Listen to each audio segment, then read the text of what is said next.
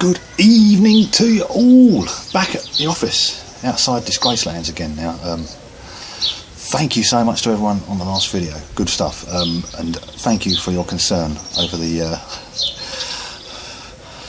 It's alright, I'm back. I survived. The glass survived.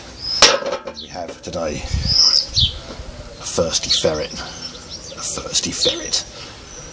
Gonna try a bit of that. I know it tastes like it's yummy. Get that open. Normal service is resumed. I think some of you like to see the poor, you know. Not the poor as in the P-O-O-R.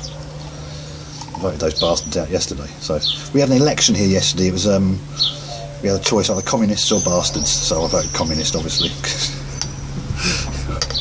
Well, watching the bastards have all the fun. Anyway, cheers to you. This is Badger, Holland Woodhouse Brewery, Badger. Thirsty Ferret. It's 4.4%. 4.4%. We're missing a percentage here, Jeff. Oh, I know it's a hot day. Get out there and work. Start digging. Find that percent. Dig. Don't use a shovel. You think you are? Use your teeth. These interns, you just can't get the staff these days. I'm wondering if Moses ever said that. Who knows? Anyway, cheers to you. We're all happy again. No more of that water rubbish, you know what I mean? The plants seem to have... I mean, I don't know what they do with it, but cheers.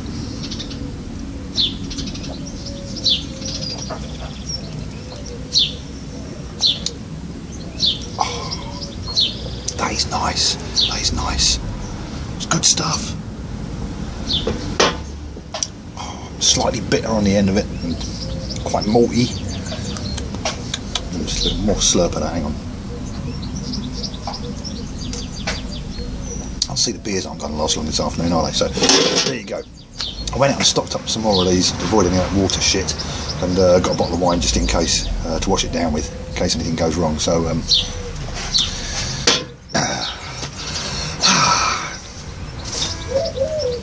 Can you see? We'll just have to adjust this out a little bit. Hang on.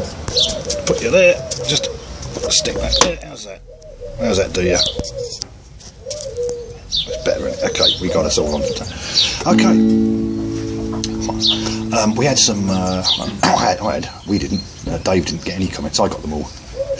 Some comments on the little picking pattern. I'll just move the beer out of the way there. I hate to do that. Dave. That's right, he's looking at it, he's in there, he's looking at it, he's got a direct line of sight. Hang on, follow it. So we can see the beer. Anyone tries to nick that.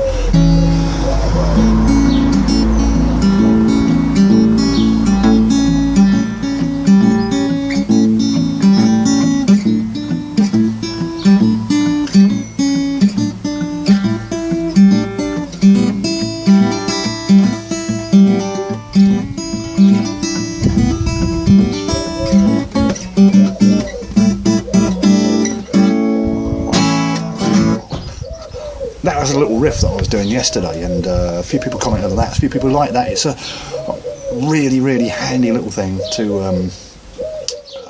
use all these picking patterns that I tend to teach. Some other teachers who are sort of more traditional fingerstyle players and brilliant at it, that seems to be a bit of a more of a rigid style to the way that I play. I tend to be a little bit more offbeat and a little bit let things flow. And so when I teach my students these picking patterns, they're things to be built on and worked on and use as a springboard in which to leap into the unknown and hopefully swim, not sink. But Voita, you were saying, mate, that this is something I get with my students quite a lot when they're doing this, is their thumbs sort of, even playing a single bass note, they're not consistent with it. So what I want to hear is that every time, same volume, same tone, every time. And some people, what they're doing is they're glancing off, their thumbs a bit loose and they're sort of occasionally they're, you know, just scraping the string a little bit or not quite. What I get my students to do is I sit there and that.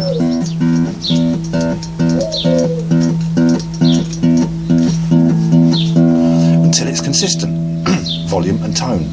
Right, the reason for this is if you can play a consistent volume and tone, then it means once you've got that control, in theory you should be able to play it with any volume and any tone by adjusting the angle of your thumb and the pressure on your thumb, and whether your thumb's more lax or whether it's stiffer.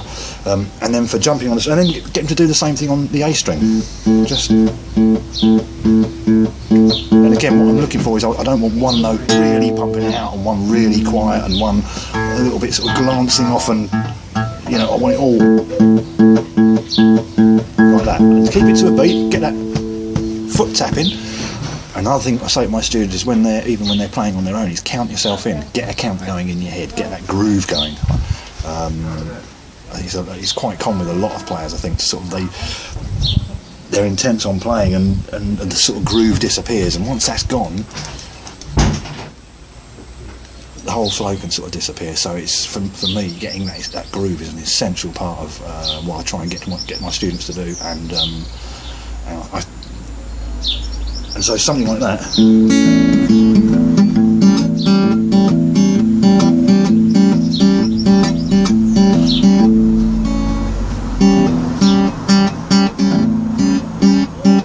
I've still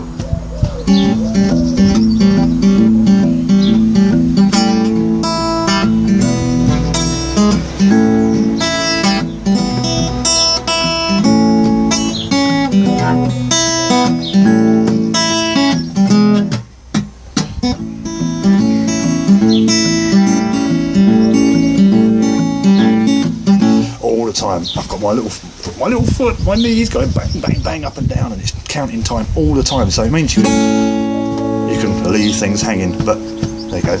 Hear that stomp?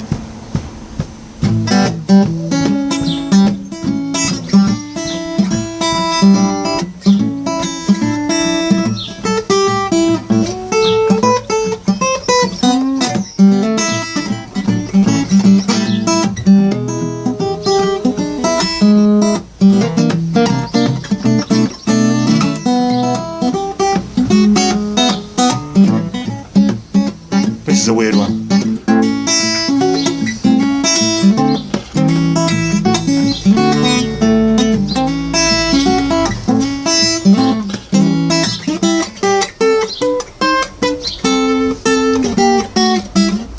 That's not right. Here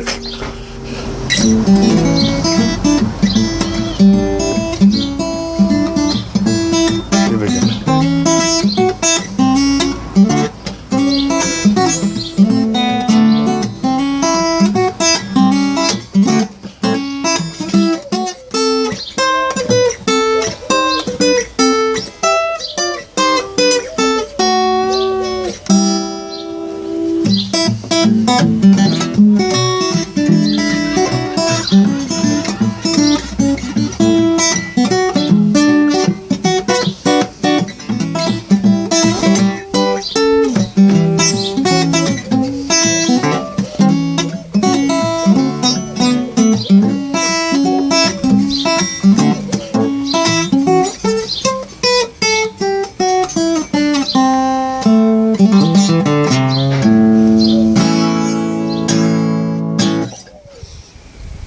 There you go, keep that groove going. But ways of learning these picking patterns and things like that, quite often what I'll get the student to do is literally work on one move at a time. So for that, you've got the with the A7 shape up here, the A2 fingered A7, and we're hitting the A string and the B string. We're doing a pinch with the thumb and finger, second finger, and then we're hitting the second thing, the B string again.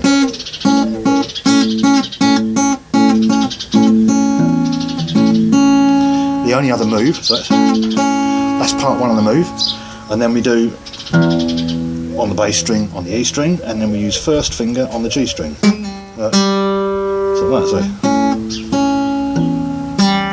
So I'd suggest learning that first.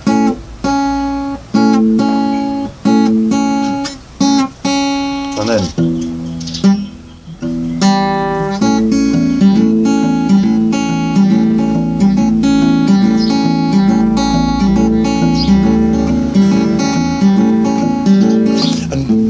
you have to split part of your brain off and concentrate on keeping that boom, boom, boom, boom, boom, boom, boom, boom, boom, boom.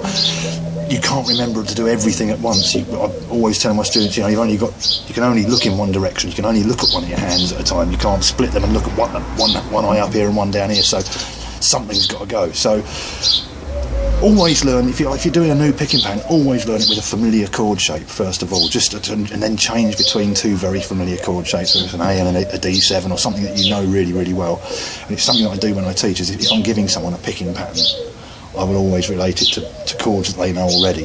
If they don't know those chords already, the previous week what I'll do is I'll work on a tune where I teach them those chords and get them really, really familiar with it. So, everything in small steps. Don't try everything at once.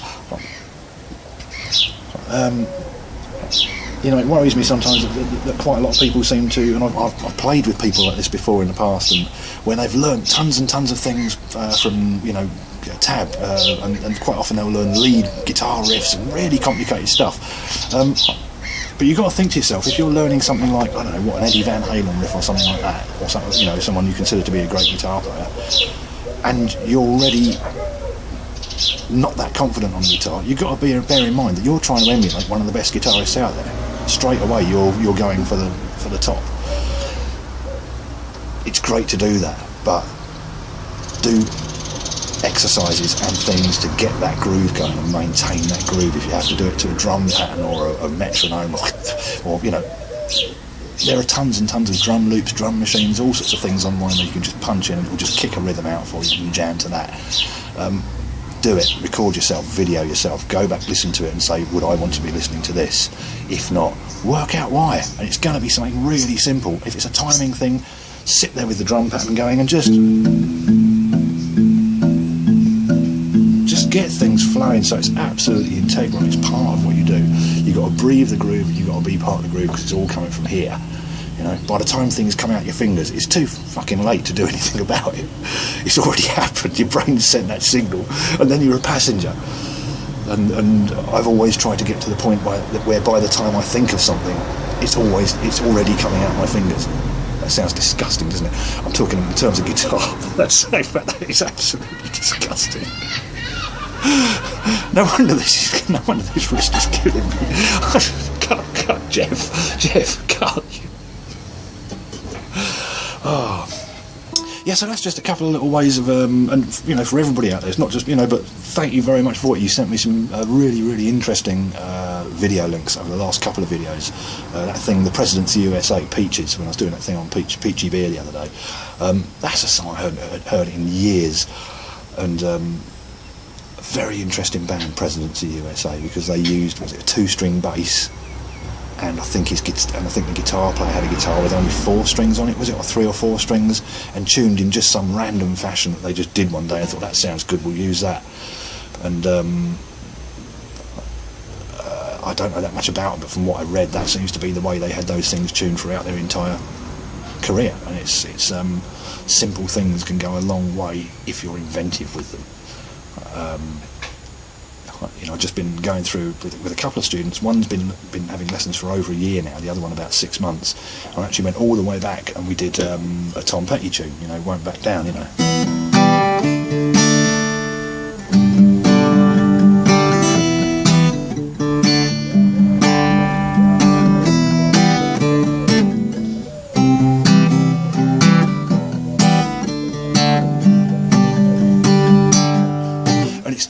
good to go over things which seem really, really simple, because that way you can really refine the techniques. And with a simple song like that, there's so much you can do.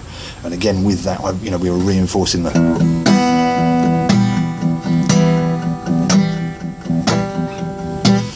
and just getting everything really, really tight. And it's easier to do on a chord on a song that's just got like 3 or 4 chords repeating over and over again, than something where they're constantly having to change chords and all this sort of stuff. I do other lessons. I will do a specific lesson where we're doing really fast changes, but then I'll probably do another lesson on the rhythm. So it's that's the way that I go about things, right or wrong. Who the hell knows? But my students are having a whale of a time. They seem to be really enjoying themselves, and both of them just seem to have hit a level in the last couple of months where they've just really taken off, and they sound like they know exactly what they're doing, and it's fantastic. I'm very, very proud of both of them. So Joey and Anna, fantastic stuff, amazing.